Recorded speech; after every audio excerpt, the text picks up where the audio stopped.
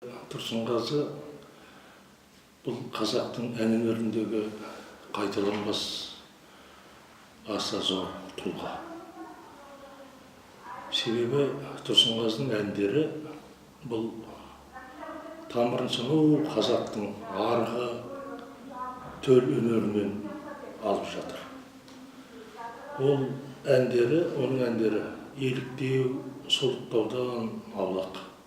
Европаның, одан кейін орыстың, көршілес өзбек, қарақалпақ, қырғыз елдерінің мақамдары, мұқамдары, әуен әсерлері Тұрсынғазыда жоқ деуге болады. Тұрсынғазы сонау Ақан, Біржан, Үкілі-Ыбырай, өз жырлаған Керімбай сияқты үлкен сал серілердің әлемге ән оздырған композиторлардың, халық композиторларының соңғы тұяғы. Тұрсынғазының әндеріндегі бір ерекшелік, бұл кісі біздің шамалауымызша әнді ең бірінші әннің сөзін таңдап алып, сол сөздегі мән мен мағынаға көп мән береді, соны түсінеді, соны ой елегін өткізеді, жүрек сүзгісінен өткізіп барып, тебіренген шағында әнге айландыратын секілді көрінеді. Бірақ енді оны біз өнер танушы, зерттеуші, ән өнеріне қатысымыз азда болғаннан кейін, о жағымыз басып, дәл солай болды деп айта алмаймыз. Тұрсынғазы екеуміз біраз уақыт бірге жүрдік, жолдас болып. Біраз өткенмен арамызда творчылық байланысымыз орын алды. Екеуміз сол 10 шақты ән дүниеге келдік.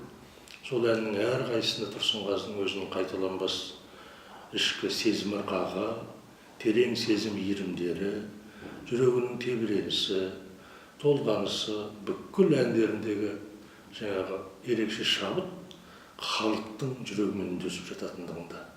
Халықтың ішіндегі айтайын деген ойын, тебіреніп жүрген тербелістердің барлығын әнге түсіргенде Тұрсынғазы дегеніңіз бұл шындығында да су төгілмес жорға, нағыз өнердің майталманы. Тұрсынғазының әндерінің ішінде шоқтығы биігі Қабанбай әні.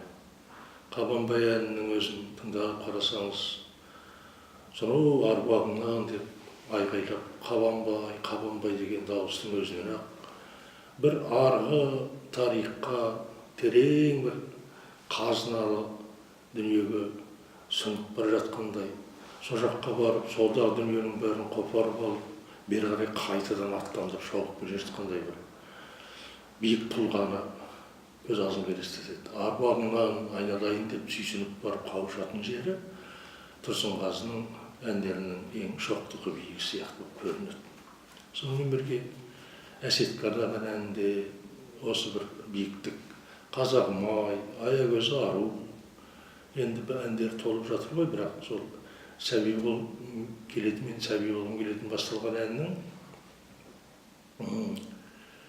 төркіні, жаңа тағы да айтып кеттік, халықтың сезіммен астасады деп. Екеуміз 10 шақты ән жазыппыз. Соның ішінде енді бір қызық уақиғаларды айтып отырған дұрыс шығар. Тұрсынғазы менің немерем дүниеге келіп, Тұрсынғазы немерем деген сөз жаздырды маған. Осындай ән шығарайықшы екеуміз деп. Соны әгіні оқыды дағы бірден ұнатты. Ұнатқан шумағым менің нәзік үмітімнің шырағы ғасырлардан сен боп жанып тұрады. Білген жанға немеренің тілінен ағады екен мәңгі өмірдің бұлағы дегенді ұнатты да қолма-қол әнге кірісті. Бірақ қайырмасына келгенде кібіртіктеп қала бердім деп түн ортасында телефон шалды. Түкі қайырмасында тұрған дәнеңе жоқ қой деп, жоқ, қайырмасында басқа бір құпия бірдеңе тұр, мен таба алмай отырмын деді. Енді ол өзі мінезі аңғал, сезімді адам ғой. Өнер адамның көпшілігі аңғал болады, енді табиғатында солай шығар.